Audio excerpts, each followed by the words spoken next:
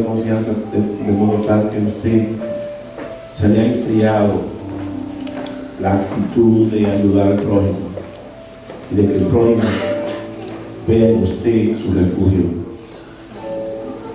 Estamos tan acostumbrados a escuchar mentiras que cuando alguien nos dice verdad no la creemos, y cuando alguien nos dice verdad dudamos bastante y hasta nos ofendemos. Cuando venimos a la luz, cuando venimos a la casa de Dios, que las obras de aquel que quiere hacer lo bueno son resplandecidas, y aquel que las obras son malas también son resplandecidas. Usted observa que muchas veces comienzan muchas personas siguiendo al Maestro, y son muy pocos los que quedan. Dice la Biblia que una gran multitud seguía al Maestro.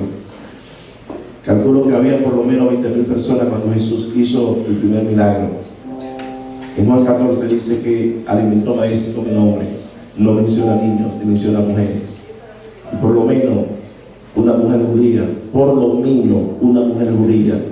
gloria a Dios, tenía 2 niños, por lo menos. Su esposo, son 3. Y un hombre, si subimos 15,000 personas más, son 20. Pues sí, el Maestro alimentó más de 20,000 personas. Y cuando él estaba en ese lugar, dice la Biblia que una gran multitud le seguía al Maestro, una gran multitud. Y fue una multitud tan grande que el Maestro tuvo que irse en una barca. Y cuando se fue a una barca del otro lado, estuvo esperando a sus discípulos. Y cuando el Maestro comenzó a establecer los principios de lo que es el reino de los cielos, y comenzó a hablar la realidad de lo que es el Evangelio, comenzó a decirle que el Evangelio de Dios no es comida ni bebida, y que aquellos que andan buscando al Señor por panes y por peces, por las bienes materiales, por bienes que por un favor, ese tipo de personas no va a permanecer. Y comenzó a hablarle y hablarle y hablarle y hablarle y hablarle hasta que se fue disminuyendo, la multitud se fue disminuyendo hasta que solamente quedaron 12. Y el Maestro, como él prueba todo lo suyo, le dijo: ¿y ustedes también se quieren ir? Y sale el vocero de los 12 llamado Pedro y dice: Señor, ¿a quién iremos si solamente tú tienes palabra de vida eterna? Si nosotros hemos creído y conocimos que tú eres el Hijo del Dios vivo. Dale un aplauso al Rey. Por eso el Señor le dice a su pueblo: no temáis manada pequeña, porque a vosotros, vuestro Padre que está en los cielos, le ha placido revelarle su reino. Aquel que tiene confianza en el Señor es una persona que se mantiene paciente. ¿Usted entiende la palabra paciencia? La paciencia, alguien decía que el arte de saber esperar. La paciencia, muchos la buscan, muchos la desean, pero muy pocos la poseen.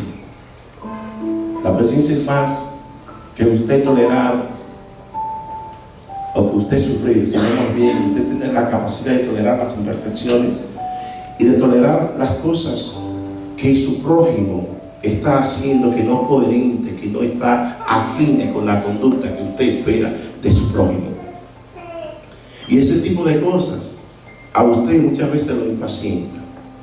Usted observa que muchas veces usted, cuando va para un lugar distante, ¿qué usted toma? ¿Toma un lugar, el highway o el expreso, o toma la carretera donde hay muchas luces?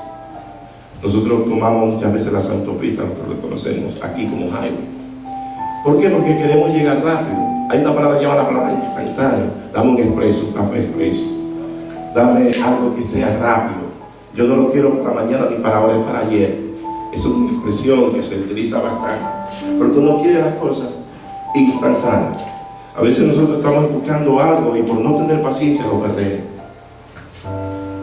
Oye, estamos esperando una bendición y la bendición ya está, que en media hora, en una hora, o quizás en un día o 2 días o una semana ya viene la bendición. Pero nos desesperamos y queremos ayudar a Dios. La impaciencia es algo que se identifica con aquellos que tienen muy pocas raíces en este camino. La paciencia es algo que se identifica con aquellos que tienen raíces en este camino. Un árbol, para poder dar fruto, hay que dar un tiempo a ese árbol para que dé fruto. Si ese árbol no se le da el tiempo para dar fruto, nosotros no podemos cosechar las bendiciones que ese árbol nos va a dar. Hay muchas cosas que observamos en estos tiempos, que las personas, como hay tantos químicos en los alimentos, al pollo le echan muchos químicos, le echan melaza a aquellos que crían vacas, que crían ovejas y otro tipo de animales, sea ovejuno o vacuno, y aún volátiles como el pollo, la gallina, le echan muchas hormonas. Y esas hormonas, usted observa que una niña de 10 años, de 11 años, uno cree que es una niña que tiene 20 años. ¿Usted está entendiendo? Y ahora se dividen los alimentos, uno orgánicos y otros que son los normales, que tienen ciertos aditivos o ciertos químicos. Y los orgánicos cuestan mucho más dinero porque supuestamente, entre comillas, se crían o se hacen naturalmente. Los tiempos pasados, las personas se alimentaban mejor que ahora porque comían más natural. Ahora hay mucho, cosas instantáneas. Un toro, una vaca, usted va y tiene tanto gordo, tiene tanta grasa, tiene tanta grosura, que usted observa que solamente los problemas del corazón no solamente se agregan por la preocupación y por la lucha por la supervivencia que posee el ser humano, sino más bien que vienen por la falta de usted malnutrirse, no alimentarse de la forma correcta, y comienza a comer un sinnúmero de cosas que hacen que el cuerpo se desarrolle anormalmente, y por ello vienen los problemas. Dale un aplauso al Cristo.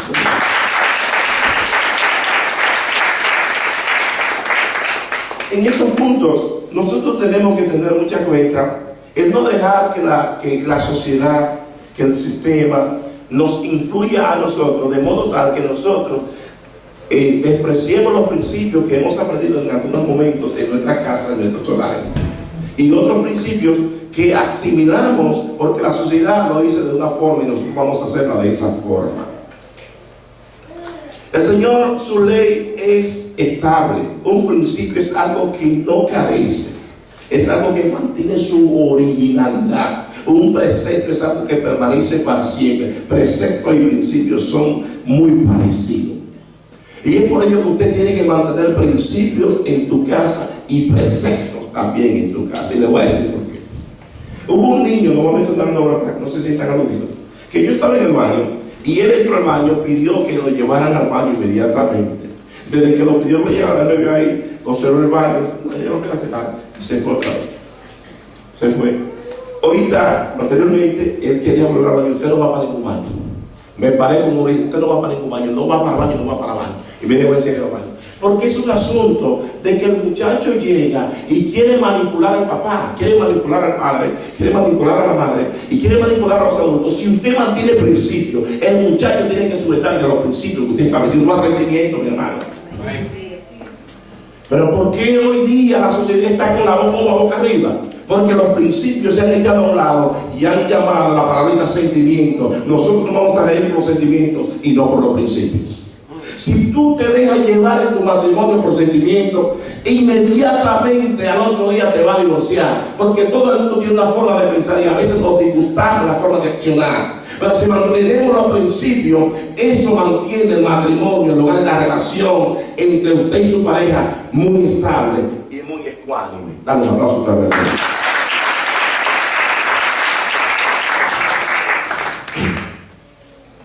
Vamos a buscar en el libro de Santiago, donde nos quedamos en el pasado domingo. Quiero seguir hablando de esto. Quiero ser lo más práctico posible. Solamente voy a hacer una pequeña introducción a manera de repaso de lo que estuvimos hablando el domingo pasado, y voy a terminar, si Dios me permite, en este día, acerca de lo que es la paciencia. En Santiago capítulo 5, verso, creo que el 7 hasta el 12, dice la palabra. Y voy a leer en el nombre del Padre, del Hijo y del Espíritu Santo. Amen. Before I start to read, I want to say you more than welcome to everyone. Roberto no está aquí, ¿verdad?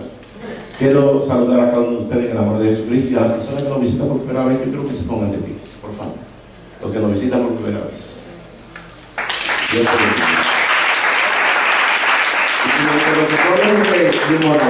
bendiga. Dios te bendiga. Siéntate, está en la casa de Dios. Siéntete cómodo, porque la casa de Dios, los hijos de Dios se sienten cómodos. Tú eres hijo de Dios y te marca en el nombre de Jesús. Amén. Dice, por tanto, hermanos, tened paciencia hasta la venida del Señor. Mirad como el labrador espera el precioso fruto de la tierra, aguardando con paciencia hasta que reciba la lluvia temprana o la tardía. Dice el verso 8.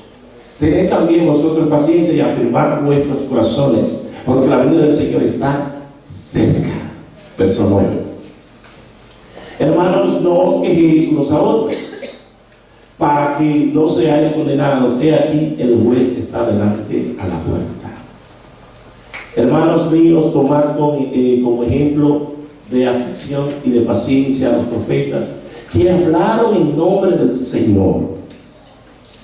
He aquí tenemos por bienaventurados a los que sufren. Habéis oído de la paciencia de Job y habéis visto el fin del Señor, que el Señor es muy misericordioso y compasivo. Y el verso 12, pero sobre todo, hermanos míos, no juréis ni por el cielo, ni por la tierra, ni por ningún otro juramento, sino que vuestro sí sea ¿qué? Sí. Y vuestro no sea no, para que no caigáis en condenación. Observamos el ejemplo que este hombre, como él era hermano del Señor, para aquellos que sostienen que Santiago, que Jesucristo no tuvo hermano, él era medio hermano, él era hermano de madre de Jesucristo. Santiago le está poniendo el ejemplo a aquellos que estaban, me expliqué lo mismo pasa en la diáspora, que estaban dispersos por diferentes lugares de lo que hoy se conoce como Asia Menor, lo que se conoce como Turquía, que era el Ponto, Capadocia, la región de Galacia, y todos esos lugares por ahí tenían otros nombres, pero ahora estos nombres modernos son diferentes, que es la región que ocupa Turquía, que es la parte periférica de Europa, de Asia, que puede colindar con Europa, y bastante rápido se llega en barco. Y nosotros observamos que este hombre le da un repaso, le dice, mire, observe muy bien, y le pone tres ejemplos. El primer ejemplo que le pone es el ejemplo del agricultor, pone los puntos naturales, como el labrador en los tiempos pasados no existían los implementos agrícolas, que son los implementos que se usan en estos tiempos como motores para succionar el agua y regar, hacer un reguío mecánicamente, eléctricamente. En ese entonces todo era natural, no había químico, todo se hacía por naturaleza. Y el labrador tenía que esperar hasta que Dios le placiera que la lluvia cayera, la lluvia del otoño y la lluvia de primavera. La lluvia del otoño es la lluvia temprana y la de primavera es la tardía. Entonces el labrador esperaba para poder cosechar y poder sembrar sus frutos. Necesitaba para primeramente sembrar y también necesitaba para también el poder cosechar. Le dice, observen el labrador que él no se desespera. Oye, si te desespera, tú estás trancado en un tráfico, lo que nosotros decimos un tapón, big traffic. Tú estás en ese tráfico y te desesperaste, te desmontaste del vehículo, el tráfico sigue ahí. A veces te va lo que llama el drop, el bridge drop, ese que son los puentes que son elevados, que hay que esperar que pasan algunos barcos, y hasta que ese barco no pasa, el puente no se pone nivel. Por más brinco y por más que tú te desesperes, hay que esperar y cogerlo suave, como dice por ahí. Por más que te desesperes, lo más que te puede dar un infarto cardíaco. Te moriste y el problema después se resuelve, todo el mundo sigue a su lugar. Y por más que tú te desesperes, la situación es, como dice el orador, es lo que es. Entonces, Santiago le dice, miren el labrador, que él no se desespera, que él lo coge suave, que él espera pacientemente hasta que las cosas sucedan.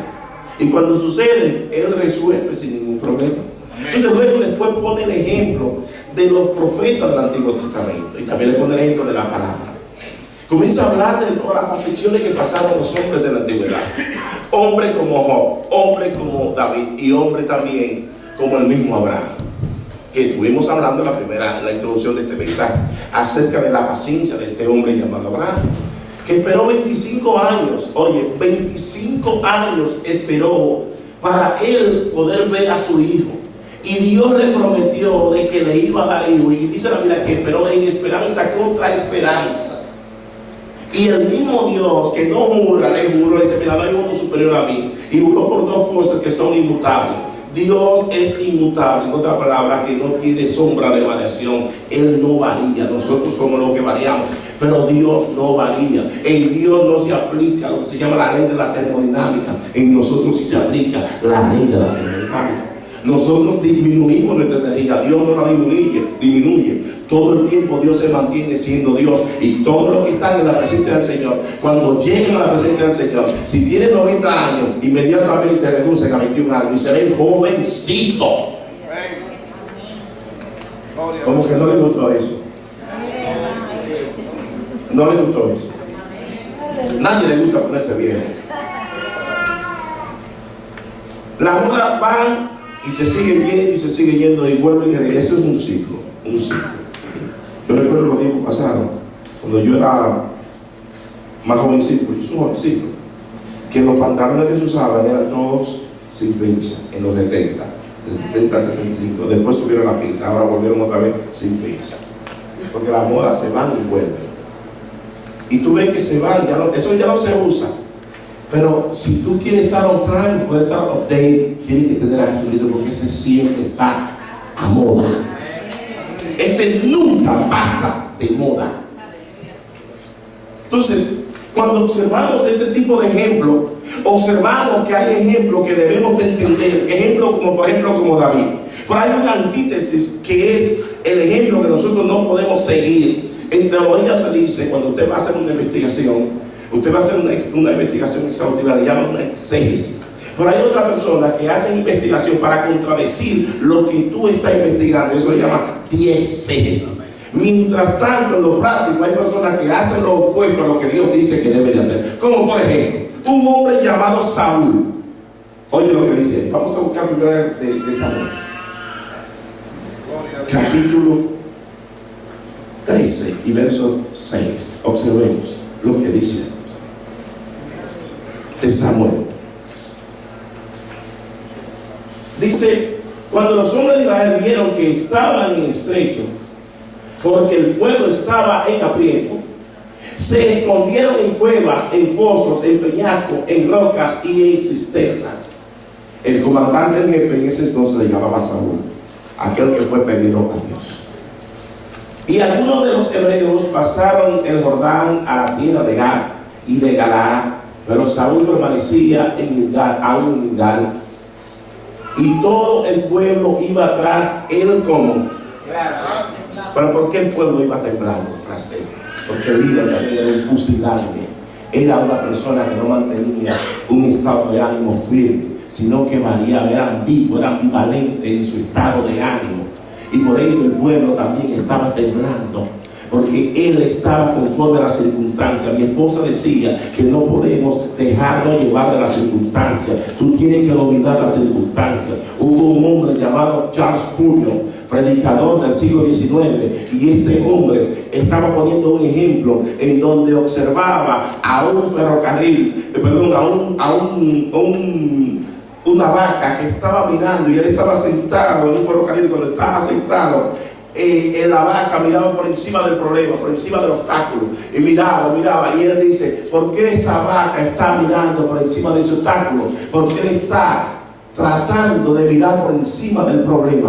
Hay personas que se concentran en el problema, y el problema está ahí, y no tratan de hacer que sea así, o así, o así, o así, para mirar por debajo o por encima del problema, tratar de evadir el problema, no evadirlo ignorándolo, sino evadirlo de la forma correcta, como tú tienes que evadir todo tipo de problemas. ¿Usted entiende? Entonces, en esta realidad que se presenta, había unos soldados que eran mercenarios, que estaban trabajando y que estaban en ciertos lugares, que cuando vieron las circunstancias se fueron a otro lugar, que eran judíos, en ese entonces también israelitas. Y observamos ahí que este hombre llamado Saúl estaba en un lugar llamado Gilgal. Gilgal significa oprobio, significa lugar penoso, lugar de oprobio. Y es en ese lugar donde, cuando el pueblo de Dios llega de Egipto y se detiene, cuando ya Dios derriba a muchos de sus enemigos, y llegan a Gilgal, y ahí deja de cesar, o cesa el maná que descendió del cielo. Y Dios quiere que trabaja en la tierra. Significa liberación de Egipto en ese entonces. Hay personas que vienen a los pies del Señor, lo libera el Señor de la esclavitud del diablo, de la esclavitud de los problemas del mundo, pero se quedan en los rudimentos, en los principios, o en el A-E-I-O-U del Evangelio, o en el ABC del Evangelio, y todo el tiempo se mantienen en el mismo lugar. Se mantienen en el mismo lugar, y va a llegar en ese entonces, te va a llegar la desesperación, porque la desesperación persigue a aquellos que se estancan. El ser humano no nació para estancarse. El ser humano nació para estar en constante movimiento. El ser humano nació para estar en progreso. El ser humano no nace para solamente quedarse inerte o quedarse muerto mirándose en un espejo o mirando cómo crece muchas veces el otro. Usted tiene que también aspirar para crecer, y en las cosas de Dios usted tiene que crecer. Nosotros observamos cuando tenemos niños, usted le da el alimento necesario al niño, y si observa que ese niño no está creciendo como debe de crecer, ¿qué usted hace?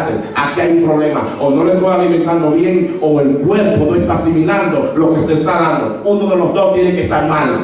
Amén, amén. Dale un aplauso al Rey.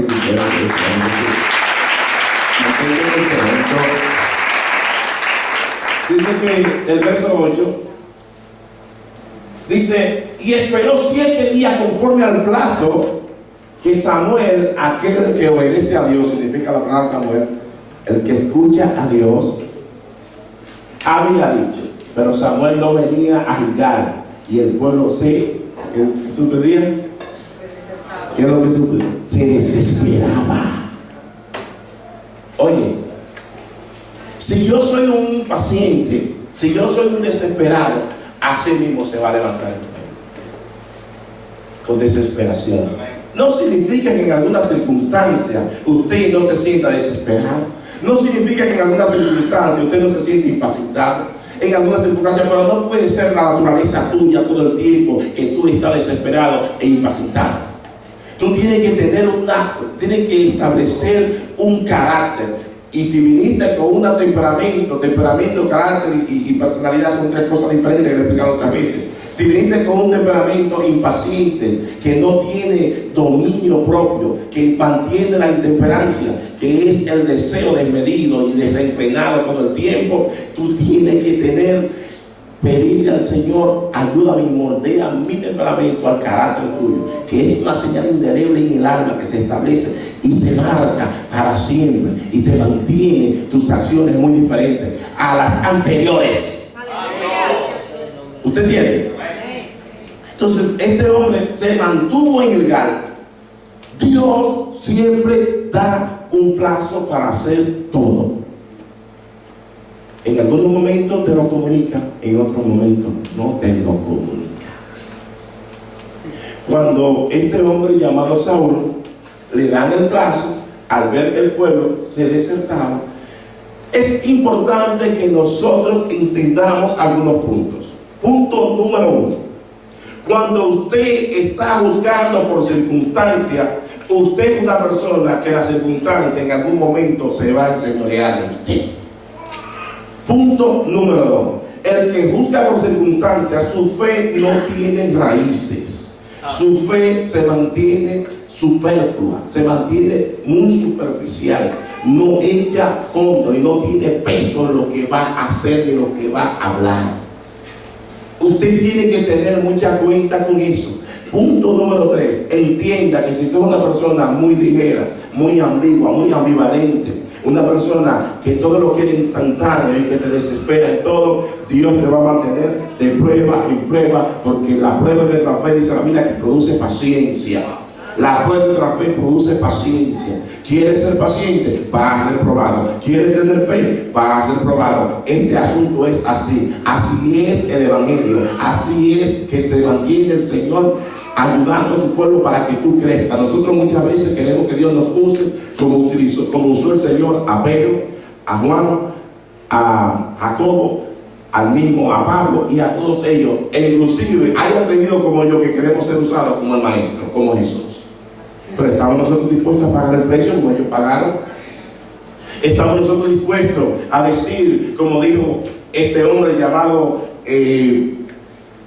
no Felipe, sino Andrés, que cuando iba a ser crucificado, vio la cruz del Galileo y dice: oh hermosa cruz, cuántos deseos estuve esperándote, cuán dulce estaba esperando este momento para yo sufrir lo que sufrió mi maestro.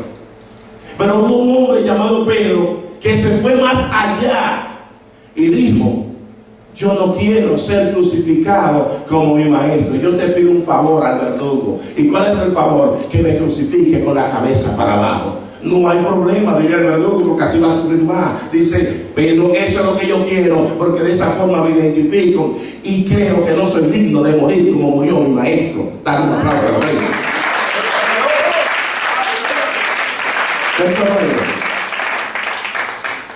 Entonces dijo Saúl: traedme holocausto y ofrenda de paz. Y ofreció holocausto, dice el verso 10. Y cuando él acababa de ofrecer el holocausto, he aquí Samuel que venía, y Saúl salió a recibirle para saludarle. ¿Usted entiende eso? Oye, acabó de ofrecer el holocausto. Él no era rey sacerdote. Él no tenía el legado que tenía Moisés, que era líder y también era sacerdote, y era un legado como el de Cristo. Él no tenía lo que se conoce la combinación. Por eso Melquisedec era rey y también era sacerdote.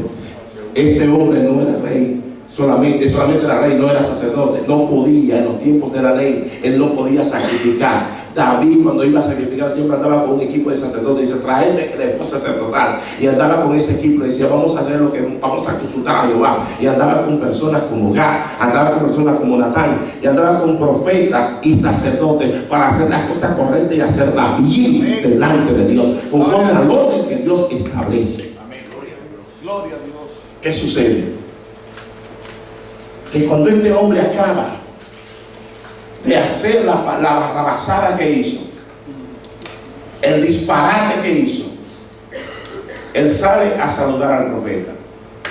Los profetas de la antigüedad no son como los sinvergüenzas de ahora, que lo que andan es pasando el paño tibio y andan buscando muchas de esas pañitas y andan con muchos de esos pañales de niños, que esos pañales de niños son suaves, que muchas veces tienen hasta caliente, pero un pañal de niño bien limpiecito, eso te refresca de tan suave que son. Y ellos tibian todos esos pañales de niño y comienzan a pasar paño tibio.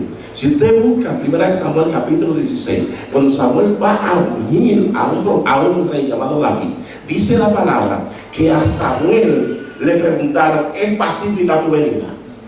Porque el profeta, cuando iba a los lugares, no era hablar brinco, era decir verdad, y la gente le tenía miedo, porque los profetas, nosotros los hombres, no andamos bien delante de Dios. Y cuando el profeta que declara las cosas, usted sabe los malos pensamientos que tenemos nosotros. Santo. Si usted quiere desviarme, vayamos a mirar el espejo para que observemos los malos pensamientos. Usted ve que se va a quedar solito. Esto es el primero que se legalita, soy yo. Que no son buenos. El profeta llega. Dice: entonces Samuel dijo: ¿qué has hecho? Y Saúl respondió: porque vi que el pueblo se me desertaba y que tú no venías dentro del plazo señalado, y que los filisteos estaban reunidos en Micmas, que significa, la palabra Micmas significa algo escondido. Mientras él se escondía, así estaba, porque ellos planificaron un pleito, planificaron la guerra. Mientras su hijo Jonatán estaba en un lugar, Saúl estaba en otro lugar, y ellos estaban peleando contra los filisteos, que eran los enemigos de Israel. Dice que estaba en Gabaa el hijo de Saúl, llamado Jonatán, que significa monte. Y estaban en diferentes lugares, en Gabaa, en Gad, que eso significa fortuna. Y estaba en Galaad, que significa círculo de piedra, abrupto o áspero. Y estaban con diferentes puntos geográficos para ellos ubicar al enemigo. Pero cada uno de esos puntos geográficos tiene su significado. Una persona que tiene muchas piedras en el corazón, si no tenga la oportunidad de darle el mensaje de lo que se llama la parábola del sembrador, le voy a decir muchos detalles que se puede durar aunque sean 6 meses o unos 4 o 3 meses explicando de esa parábola. el corazón pedregoso es el corazón que está lleno de emociones. Así estaba, como estaba en Saúl, estaba lleno de emociones, juzgando por circunstancias. El corazón pedregoso, como está lleno de emociones, también tiene mucha mentira. No hay una verdadera identidad en sí.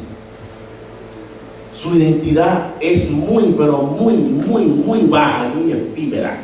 No tiene una identidad que es permanente, sino que es circunstancial y va conforme a la circunstancia. Cuando este hombre llega, dice: me dije ahora, descenderán los filisteos contra mí a Gilgal, al lugar pedregoso, donde estoy lleno de emociones, y yo no le he implorado el favor de Jehová. Me esforcé, pues ofrecí holocausto. Ustedes observan que el emocional, cuando está entre los espirituales, son más espirituales que los mismos espirituales. No tienen una verdadera identidad.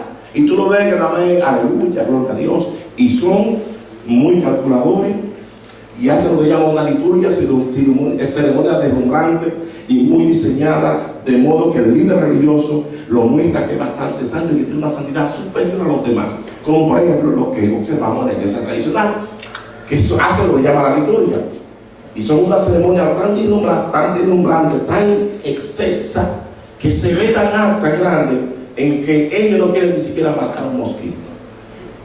Entonces calculan todo. Así es el que está, que calcula, que está lleno de emociones. Delante de los espirituales no callan, nada más, gloria a Dios, y tiran el mismo versículo y no tienen una verdadera identidad. Tan pronto te das cuenta, entonces ellos muestran lo que verdaderamente son. Entonces Samuel dijo a Saúl: locamente has hecho, no guardaste el mandamiento de Jehová tu Dios, que él te había ordenado, pues ahora Jehová hubiera confirmado tu reino sobre Israel para siempre. ¿Usted sabe en qué año de Saúl sucedió eso? Fue en el año 2 de su reinado, y reinó 40 años. Oye, en el año 2 de su reinado, y reinó 40, David todavía ni nacido estaba. Oye, David ni nacido estaba. Y cuando David había venido, ya Saúl tenía como 25 años. Oye, cuando en su reinado, y ya habían pasado 23 años de que él había sido desechado. Mas sin embargo, cuando Saúl es unido, él sabe decir: pacientemente esperé en Jehová. David era unido a la edad de 15 a 16 años, y dicen los historiadores y los teólogos que David comenzó a reinar a la edad de 30 años. A la edad de 30 años, si calculamos de 15 a 30, ¿cuánto va? Y vamos a ponerle 16, duró por lo menos 14 años corriendo. Y tan pronto Dios te unge, Dios te aparta, Dios te señala a ti para algo, tan pronto Dios te señala. ¿Qué significa eso? Que se levante el diablo y sus enemigos, los discípulos del enemigo, que hay muchas personas que tienen carne y hueso, que no son amigos de Dios ni amigos de los que son hijos de Dios, y le hacen la vida imposible a los que son hijos de Dios.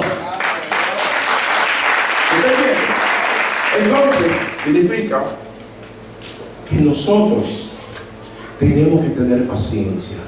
Yo no sé si tú fuiste llamado a ser maestro de la palabra. Yo no sé si tú fuiste llamado a ser evangelista, a ser pastor. Si te terminó, no te desesperes, cabeza de chorlito, y discúlpeme que lo ofenda. Espera que llegue su tiempo. Prepárate, espera pacientemente en el Señor. Si Dios te ofreció que te va a dar un empleo, no trate, haz tu diligencia, pero no te desesperes. Si te ofreció que te va a dar un apartamento, haz lo que tú tengas que hacer, pero espera en Dios, no te desesperes. Si te ofreció que te va a dar tus papeles, si te ofreció que te va a dar tu esposo, tu esposa, no vaya a coger cualquier escoba boca arriba que sonría, o cualquier palo que ande por ahí que parezca un hombre. No haga eso, porque eso viene de parte de las tinieblas. Ten cuidado. Palabrita instantánea. Nos gustan instantáneas. Arte de saber esperar, paciencia. arte de saber esperar, paciencia. Eso dice una definición que es el esperar algo, que es decir, estar en medio del dolor, es decir, disminuir muchas veces el yo, y aunque te relajes, y este es el loquito viejo, mira, tranquilo, para esperar algo mejor. Eso es paciencia. Venimos a los pies del Señor. Queremos el cambio del muchacho, de la muchacha o del creyente en 2 días. Vamos a darle tiempo a ese árbol para que paulatinamente dé su fruto. Vamos a darle tiempo que la iglesia trabaje para que paulatinamente llenemos las 2 góndolas, los 2 espacios. Vamos a darle tiempo a aquel que está aprendiendo a orar, a aquel que está aprendiendo a tocar los instrumentos, a aquel que está aprendiendo a cantar, a que haga la cosa bien, pero vamos a dejarlo que en la práctica practique su pericia, que se haga un experto, un perito en lo que está haciendo. Pero vamos a tener la paciencia. Porque si no tenemos paciencia, entonces somos unos impacientes y vamos a caer, vamos a ser despreciados. ¿Qué es lo que Dios dice? Dice el Señor, que Él te ha hecho a ti rey, también sacerdote. Él te da una supremacía, te da, oye, un sacerdocio conforme a la orden de Melquisedec. El sacerdocio que nosotros tenemos está por encima del arónico. ¿Por qué está por encima del arónico? Porque nosotros somos reyes y también somos sacerdotes. Melquisedec era rey, también era sacerdote. Por eso nuestro sacerdocio es conforme al de Melquisedec. Usted lo entendió, dar un aplauso que se entiende.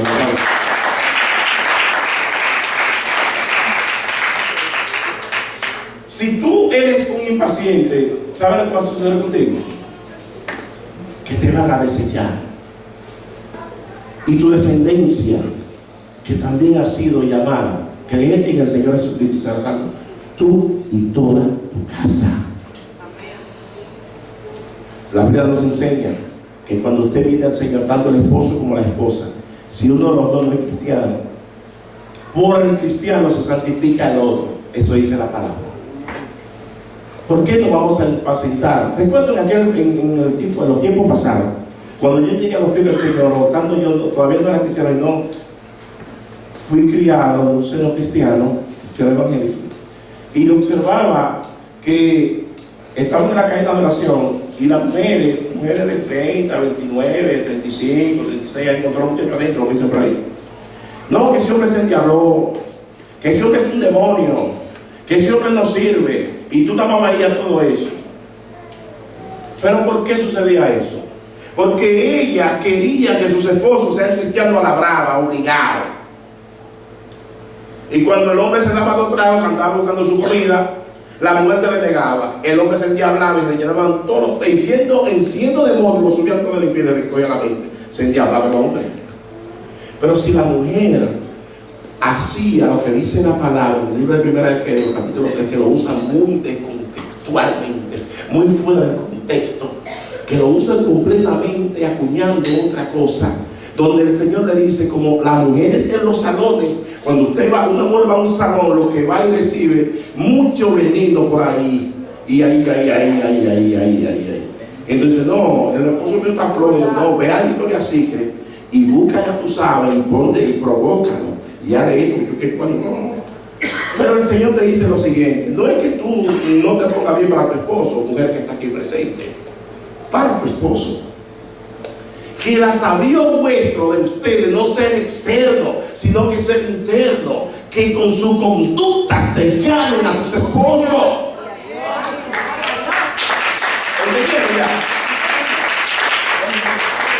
Vamos a aplaudir todo el mundo a las mujeres, hay que aplaudir. Con sus conductas hay que ganarse a los esposos. Porque cuando una mujer se porta bien, es más fácil amarla. Y el hombre tiene que amarla, aunque se porte mal, pero hay que amarla.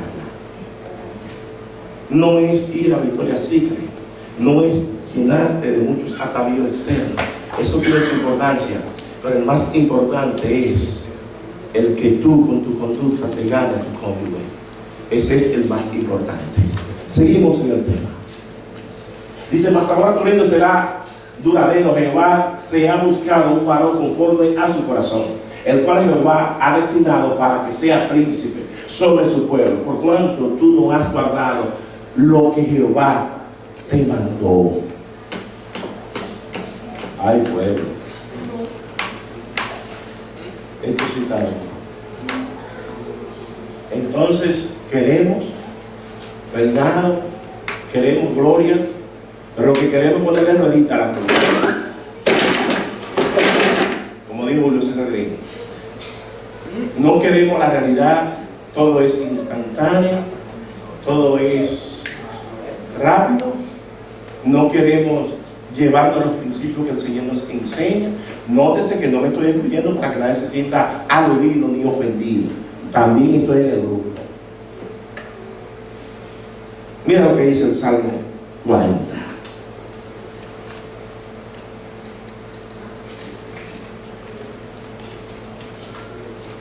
Pacientemente se inclinó a mí. ¿Quién fue que escribió ese salmo? Fue Davichuelo, el rey David. Fue David. Pacientemente esperé en Jehová, y David sí sabe decir lo que se llama esperar en Jehová. Ese sí supo pelear batalla. Ese sí supo correr. Ese sí supo muchas veces fingir ser enemigo del pueblo de Dios siendo amigo. Ese sí supo correr cuando los filisteos y guardarse en lugares donde él no se sentía seguro, porque Saúl se había levantado contra su familia. Ese sí supo esconderse en la cuerda de Adulán y decirle a su padre y a su madre, quédense ahí, y decirle a otro grupo, vengan conmigo, los despreciados, los endeudados, los que tenían problemas, vengan que yo seré su comandante en jefe. Ese sí supo pelear por la causa de Jehová. Ese sí supo defender al necesitado, al menesteroso. Y aquel cuando estaba, oye, era un hombre que andaba con un equipo de hombres haciendo justicia, no haciendo injusticia. Y tú sabes que cuando David en una ocasión él tuvo hambre y le mandó a buscar a Nabal, le dijo, mira, mandó un mandado y dice, dile a él que me mande una comidita, que necesito una casita, quiero engrasar.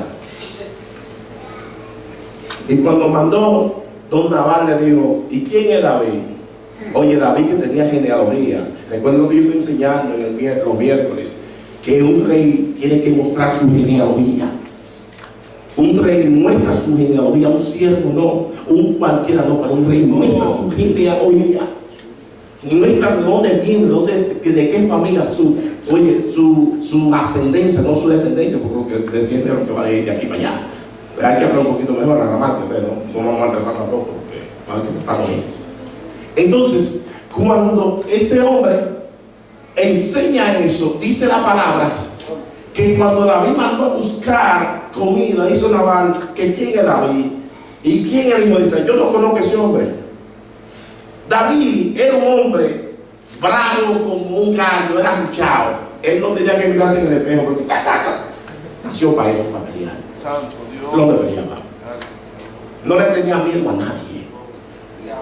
Y le dijo a sus 600 hombres, pónganse su espada en el talabarte, porque yo voy a enseñarle a este sinvergüenza. Tú sabes la vez que no tuvimos la vida defendiéndole a él y nunca le quitamos nada.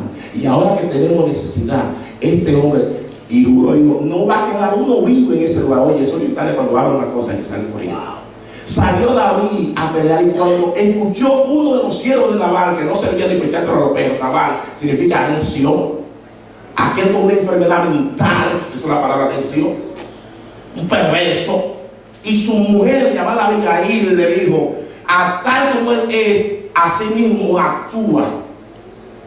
Cuando le dijeron a Abigail, dijo, mira, date rápido, porque si no te da rápido, mañana a esta hora no queda uno vivo en tu casa. Y escondido de ese bandido, llegó David, pero llegó Abigail y comenzó a preparar, mató ovejos, mató como 2 o 3, enciendo grasa, ¿verdad? Se sienta gente, y pasa y de todo, y metió como 4 o 5 mulos, vamos, y salió adelante, escondido del bandido, y el bandido por allá borracho. Una intercesión. Cuando llega delante de David, la blanda respuesta apacigua la ira del rey. La blanda respuesta apacigua la ira del rey.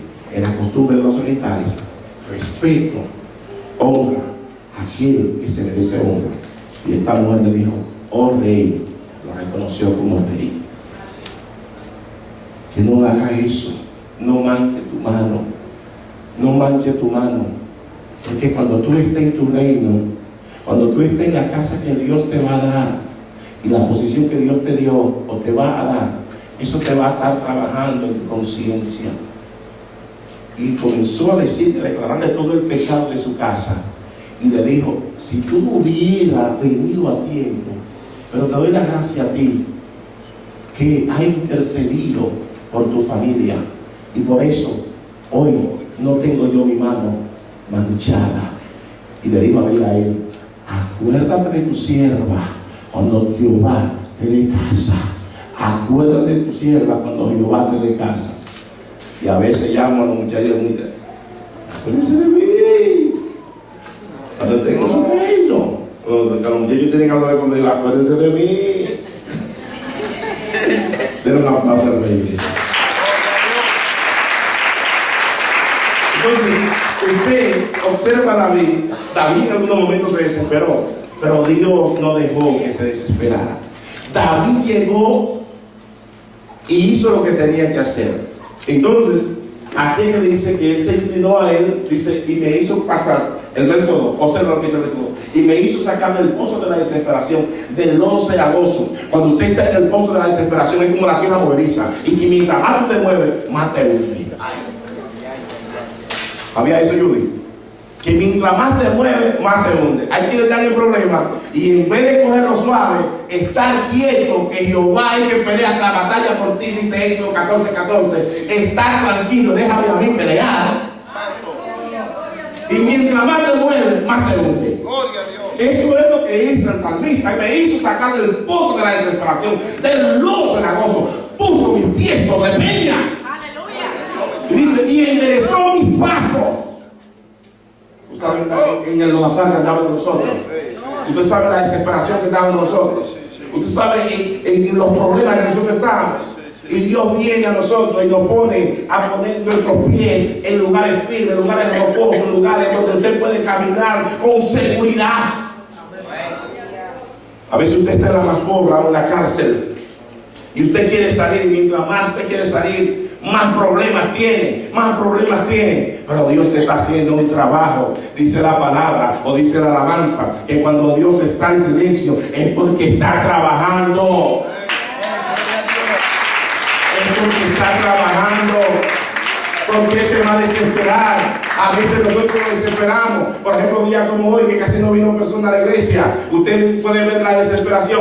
Mentira del diablo. Yo como humano tengo que ver como un visionario. Tengo que tener la como visión de ver por adelantado, de ver la provisión de Dios. Que hay una multitud que viene. Que hay una multitud grande que viene. Que hay un templo que viene. Que hay un odio. Que hay los sueños muertos se van a hacer realidad. Porque yo creo en aquel que me llamó y en aquel que llama las cosas que no son como si fuesen.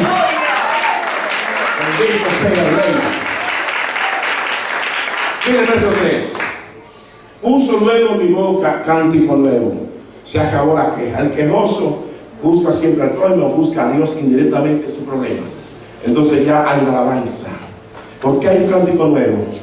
Yo estaba desesperado buscando con un problema, una enfermedad, y Dios me sanó. Ya hay una alabanza. Ya hay un testimonio. Yo estaba esperando un novio para casarme, y la muchacha que quiere casarse, un esposo que hay que pedir, una esposa que hay que pedir, y Dios me la dio. No me dio un demonio, ni una ayuda demonia, sino una ayuda idónea. ¿Usted entiende? Entonces, cuando usted se pone en ese contexto, cuando usted comienza a cambiar su cántico, comienza a cambiar su alabanza, comienza a cambiar, no comienza a alabar al problema, no comienza a alabar a las quejas, sino comienza a alabar al Rey, comienza a poner un cántico completamente nuevo. Dice, alabanza a nuestro Dios, verán esto muchos y temerán y confiarán en Jehová, en aquel que tiene existencia constante. Van a confiar en Él.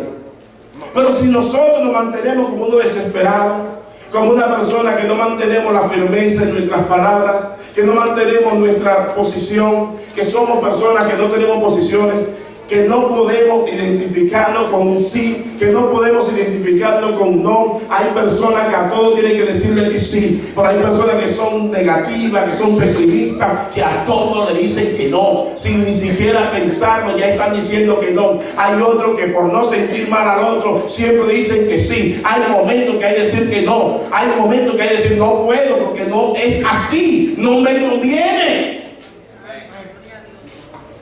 Santo. Lucha. Temerán y confiarán en Jehová. Verso 4. Bienaventurado el hombre que puso en Jehová su confianza y no mira a los soberbios ni a los que se desvían tras la mentira. Cuando usted es una persona que juzga por circunstancias, cuando usted es una persona que escucha muchas voces y comienza a mirar a los soberbios. Oye, en una ocasión llegó el dominicano y eso era un fantameo y un figureo y un fantameo y eso era, y llegaron los carros llamados los super por todos lados en los tiempos de los 80 y vendían la droga aquí como que está vendiendo yuki llame y batata en la esquina y un figureo y la cosa y todo el mundo allá, mi hermano, en olla queriendo venir para acá, porque tú quieres verlo claro, también tú quieres hablar con su prima, tú ves. Y después tú ves que lo de los Supra lo iban encontrando todos muertos en el malecón, como algunos lo encontraban como si fuera, vamos a hacer filtro de cotón y cosas así, a otro encontraban, todo. Y fulano, EPD, y fulano, a vida preso, todos. Sin embargo, los loquitos viejos, los que estaban tranquilos, que le decían pariballitos, estamos tranquilitos. En paz. Hay algunos que caminaron y Dios les ha tenido misericordia. Si nosotros tenemos la capacidad, si nosotros tenemos la capacidad de esperar en Dios, tenemos que aprender a no buscar atajos. Los atajos no convienen en todo momento.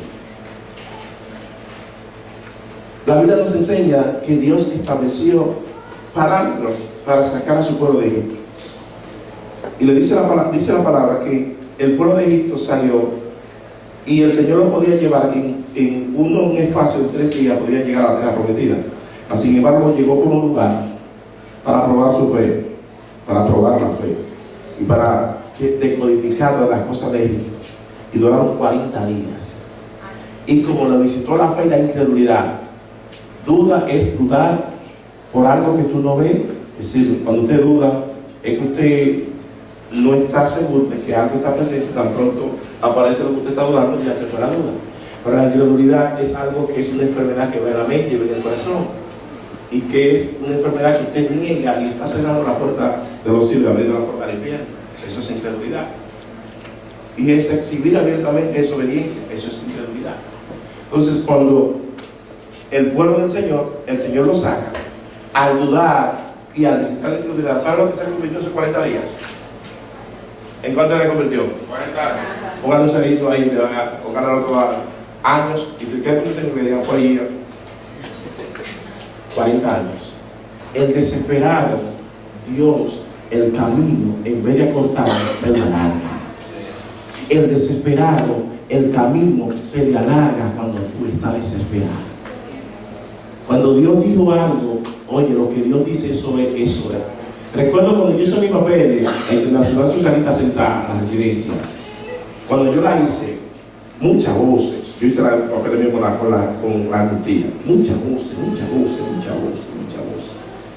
Y algo me habló mi corazón, me dijo, tranquilo que eso es tuyo. Yo más nunca oí voz.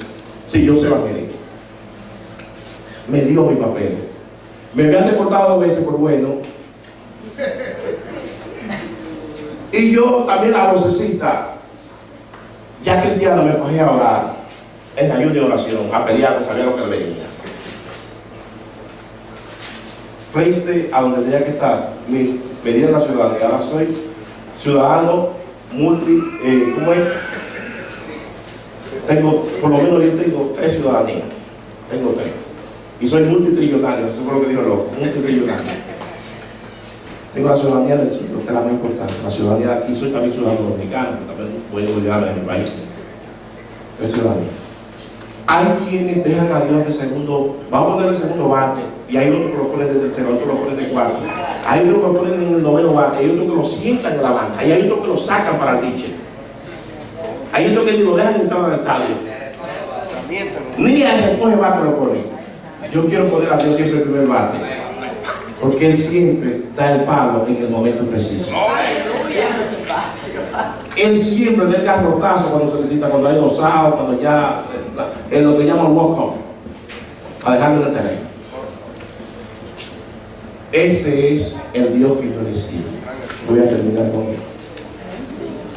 Dice el verso 5: has aumentado, oh Jehová, Dios mío, tus maravillas, tus pensamientos para con nosotros, no es posible contarlos. Ante ti, si yo anunciar y hablar de ellos, no pueden enumerarlos. Y dice el verso 6: sacrificio y ofrenda no te agrada, has abierto mis oídos. A veces nos sacrificamos de venir temprano a la iglesia. Eso no le agrada a Dios si tus oídos no están abiertos, tienes el entendimiento de lo que tú estás haciendo para Dios. Tú puedes hacer un sacrificio de ir los miércoles, los viernes que tenemos servicio, y los domingos. Si eso tú no lo estás haciendo por la conciencia, que tú estás adorando y tú lo estás haciendo religiosamente, a Dios no le agrada. Por eso el salmista decía: has abierto mis oídos. Y David pasó muchas luchas, cometió muchos errores, pero también se arrepintió fuertemente. Así como te cometía errores, también el corazón le sabía confesar sus errores. Has abierto mis oídos, holocausto y expiación no has demandado. No has demandado. No has demandado nada de eso. Dios lo que quiere es, dice: yo no quiero ni sacrificio, ni quiero holocausto. Yo lo que quiero es obediencia. Eso es lo que yo quiero, que me obedezcan. Vamos a mantener la obediencia, iglesia. Vamos a mantener la pureza. Vamos a buscar a ese Dios sin desesperación. Cuando le digo buscar a ese Dios sin desesperación, conozco a la persona que le he instruido en este camino. Le he dicho: tú todavía no has podido aprender a orar. Que cuando tú vas a orar, tú no tienes que andar como aquel que anda en un caballo, que lo está criando, un caballo que está loco. Tranquilo, habla con Jehová. Deja que se deje sentir en tu vida, porque todo el tiempo ni siquiera nadie vas a llegar. Deja que el Señor se mueva. A Dios tú no tienes que obligarlo, Él viene solo. Tú lo llamas, tú lo bendices, tú lo adoras. Tienes que aprender a no desesperarte. Hay personas que aún en la oración se nota la desesperación. Ay, no me tires piedra.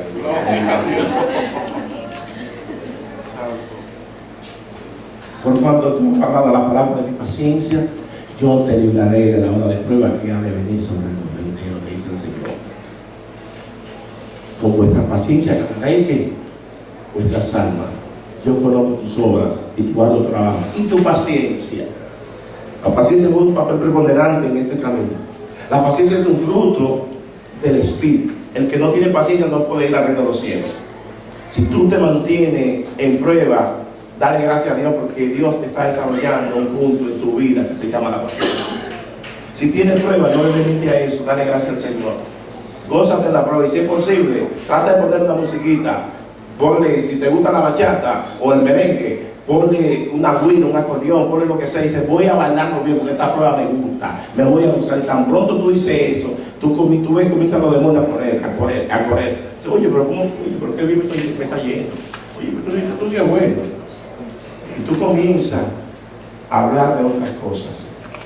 Es cierto que cuando estamos en medio de prueba, nadie está en gozo. Porque si usted me pregunta a mí, si yo quería estar en el pueblo mío cuando yo tenía que ir a inmigración, yo nada más decía: ay, mamacita, yo que tengo todo mi hábito ya en este país, y yo sé que me van a tirar como un tirapiedra para mi país.